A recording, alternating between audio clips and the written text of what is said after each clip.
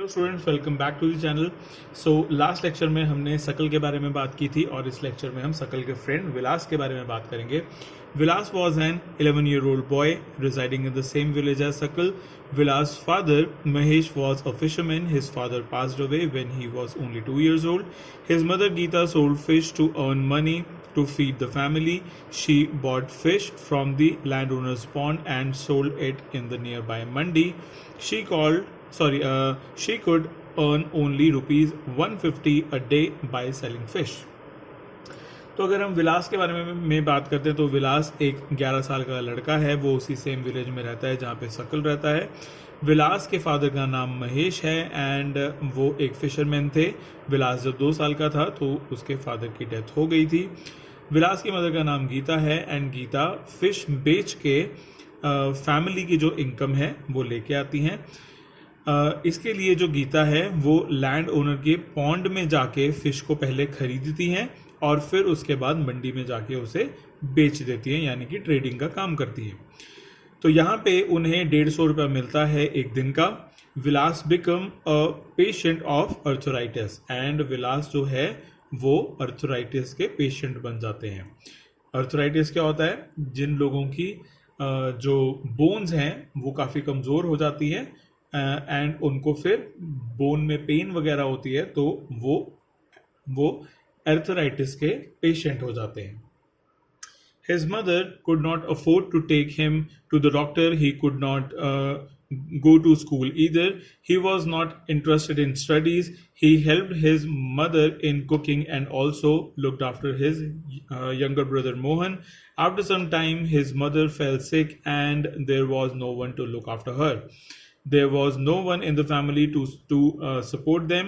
Vilas too was forced to sell fish in the same village. He like his mother earned only a meager income. So अगर हम बात करते हैं जो situations हैं वो जब चेंज हुई तो किस तरीके से चेंज हुई। अर्थराइटिस जो है वो विलास को हुआ।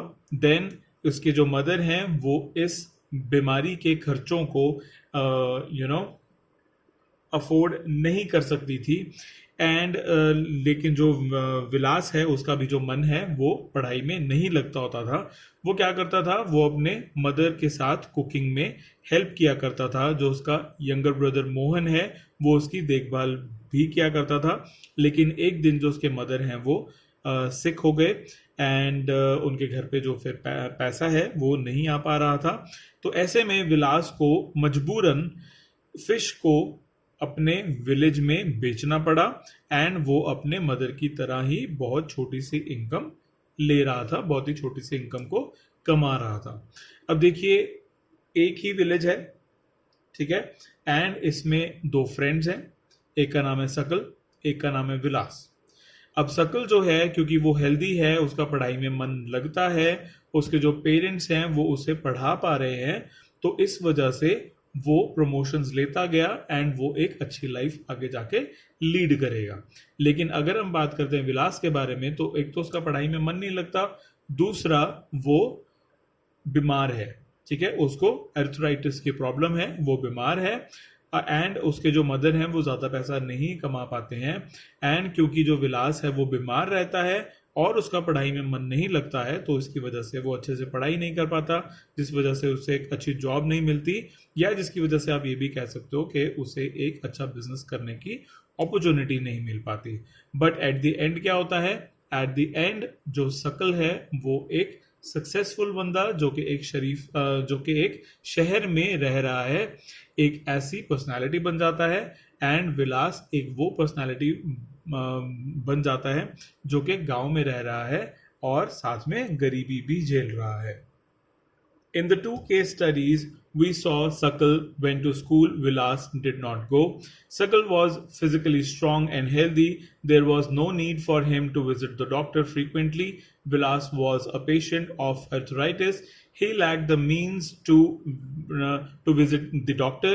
Sakal acquired a degree in computer programming. Sakal found a job in a private firm, while Vilas continued with the same work as his mother.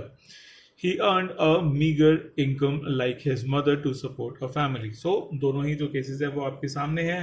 जो विलास सॉरी जो शकल है उसका स्कूल में मन लगता था, वो पढ़ाई करता था, तो वो शहर में चला गया, उसको एक प्राइवेट फर्म में अच्छी जॉब मिल गई एंड वो एक अच्छी लाइफ जीने लगा। लेकिन अगर हम विलास की बात करते हैं तो विलास जो है वो एर्थराइटिस का पेशेंट था, उसका पढ़ाई में मन नहीं लगता था एंड इसकी वजह से उसकी जो इनकम है वो बहुत ही मीगर थी।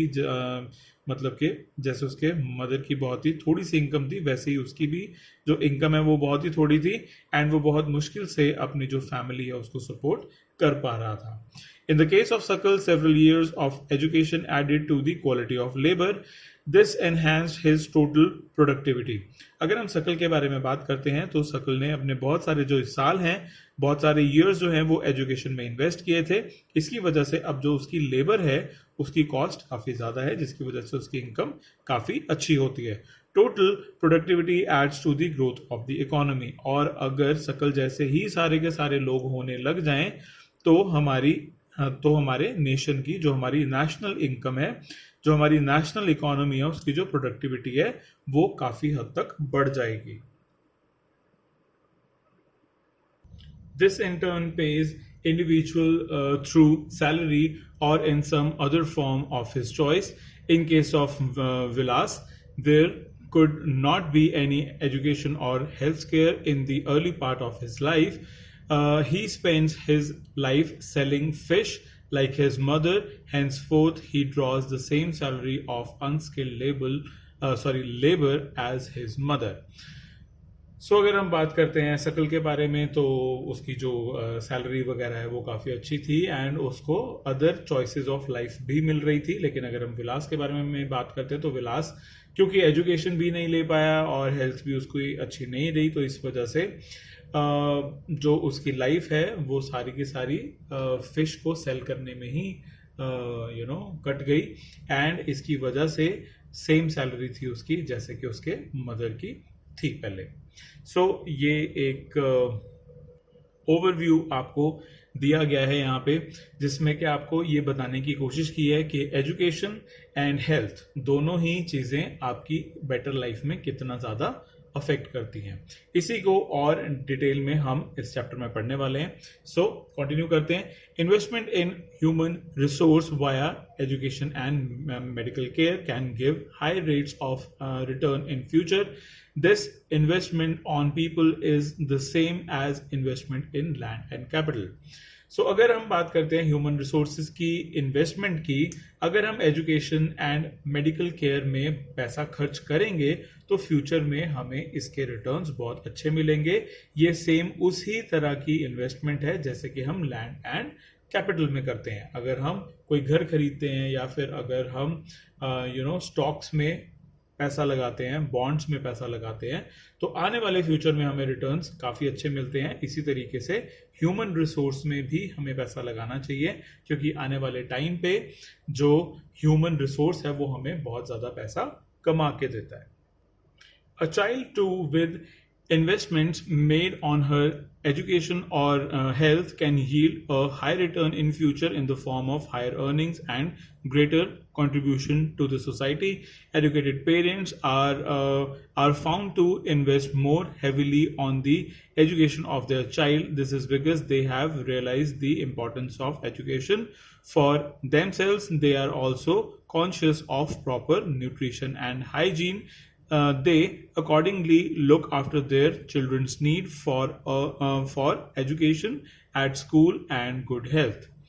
अगर हम बात करते हैं educated parents and uneducated parents के बारे में, तो यहाँ पे देखिए जो मेन डिफरेंस होता है वो ये, एजुकेटेड पेरेंट्स जो होते हैं उनकी अर्निंग्स हाई होती हैं, ठीक है, एंड सोसाइटी में वो एक बहुत अच्छा कॉन्ट्रीब्यूशन भी दे रहे होते हैं।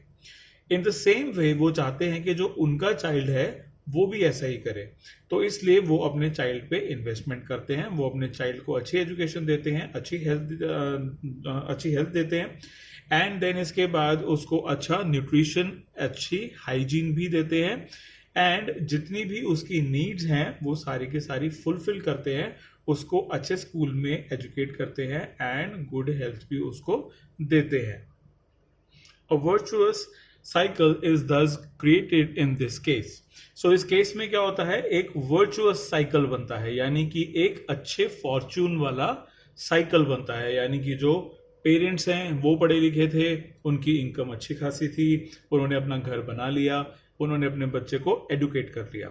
अब ये जो बच्चा है जब ये बड़ा होगा तो उसको बेसिक घर खरीदने की जरूरत नहीं है, क्योंकि वो उसके पास ऑलरेडी है। ठीक है, अब वो एक नया घर ले सकता है, एक अच्छा घर ले सकता है और फैंसी घर ले सकता है, लेकिन उसे बेसिक घर लेने की जरूरत नहीं है। Now he can have good car, ठीक है, now he can do good causes to the society, लेकिन बेसिक चीजों की जरूरत अब उसको नहीं है, क्योंकि अब वो लग्जरीज में है। ठीक है, तो ऐसे ही वर्चुअस साइकिल जो है वो बढ़ता रहता है, इसीलिए जो अमीर माँ बाप के बच्चे होते हैं वो और ज्यादा अमीर होते रहते हैं। लेकिन अगर हम कॉन्ट्रास्ट की बात करें, in contrast a vicious cycle may be created by disadvantaged parents who themselves uneducated and lacking in hygiene keep their children in similarly disadvantaged state. लेकिन अगर हम कॉन्ट्रास्ट की बात करते हैं तो यहाँ पे एक विशियस साइकिल है। ठीक है, विशियस साइकिल यानी कि अनफॉर्चुनेट साइकिल है। अब क्योंकि जो पेरेंट्स हैं वो खुद ही पढ़े लिखे नहीं हैं, तो उन्हें एजुकेशन की जो पावर है, कैपेबिलिटीज हैं, उन्हें इसके बारे में पता ही नहीं है, तो वो ये सोचते हैं कि हमारी पूरी जिंदगी ऐसे ही निकल गई, अगर हमारा बच्चा पढ़ लिख भी जाएगा तो कितना की फर्क पड़ जाएगा। ठीक है, तो इसलिए वो अपने बच्चों को ज्यादा नहीं पढ़ाते हैं, एंड हाइजीन की कमी भी उनमें होती है, क्योंकि वो लोग अनहाइजीनिक होते हैं, तो उनको स्किन प्रॉब्लम्स होती हैं, देन उनको रेस्पिरेटरी प्रॉब्लम्स होती है, डाइजेशन प्रॉब्लम्स होती है, तो बहुत ज़्यादा जो प्रॉब्लम्स है वो उनको होती हैं, एंड सेम फेट जो है वो उन्हें अपने बच्चों को भी वो जाने अनजाने में दे देते हैं। ठीक है, सो अगर हम लोग पढ़े लिखे होंगे, अगर हमारे पेरेंट्स पढ़े लिखे होंगे, तो वो हमें भी उसी तरीके की एजुकेशन देंगे। लेकिन अगर हम पढ़े लिखे नहीं होंगे, हम अच्छी अर्निंग्स नहीं कर रहे होंगे, तो हमारे भी जो बच्चे होंगे वो डिसएडवांटेज्ड रह जाएंगे, एंड वो सोसाइटी में अच्छा कॉज नहीं कर पाएंगे। Countries like Japan have invested in human resource. They did not have any natural resource. These countries are developed or rich. They import the natural resource needed in their country. How did they become rich? They have invested on people, especially in the field of education and health. These people have made efficient use of other resources like land and capital. Efficiency and technology evolved by people have made these countries rich or developed. So अगर हम बात करते हैं Asia में richest country की, तो वो है जापान, और उसके बाद आती है सिंगापुर। बट आप लोगों को जान के हैरानी होगी, जापान एंड सिंगापुर दोनों जगह ही नेचुरल रिसोर्सेज नहीं होते हैं। जापान में कोई खेत नहीं है, सिंगापुर में भी कोई खेत नहीं है। Japan and Singapore natural resources से इतने ज़्यादा यू कैन से लैक करते हैं कि उन्हें सॉइल एंड सैंड तक इंपोर्ट करानी पड़ती है, वाटर तक इंपोर्ट कराना पड़ता है। ठीक है, अगर आप लोग कभी सिंगापुर जाएंगे तो आप वहां पे देखेंगे कि वहां पे जितनी भी वाटर बॉटल्स हैं वो सारी की सारी मलेशिया से इंपोर्ट हुई हैं। ठीक है, क्योंकि जो मलेशिया है वो उनका नेबरिंग कंट्री है, तो वहां से इंपोर्ट होती है। सो ये लोग मतलब जो ये कंट्रीज हैं, इनके पास नेचुरल रिसोर्सेज बिल्कुल भी नहीं है, लेकिन इन्होंने ह्यूमन रिसोर्सेज को बहुत अच्छे से समझा, एंड इन्होंने अपने जो सिटीजन्स हैं उनको बहुत अच्छी एजुकेशन दी, बहुत अच्छी हेल्थ दी। जितना उनके पास लैंड थी वो सारी की सारी ऑफिसेज में कन्वर्ट हो गई, एंड दुनिया के जो बहुत अच्छे अच्छे कंपनीज हैं, जो बहुत अच्छी अच्छी सॉफ्टवेयर कंपनीज हैं, एंड बहुत अच्छे इनकम ब्रैकेट्स वाले एम्प्लॉयज आपको यहाँ पे मिल जाएंगे। क्यों, क्या रीजन है? एजुकेशन एंड हेल्थ, इन दोनों चीजों पे इन दोनों कंट्रीज ने बहुत अच्छे से काम किया है। So that's it for this video, students. I'll see you in the next one.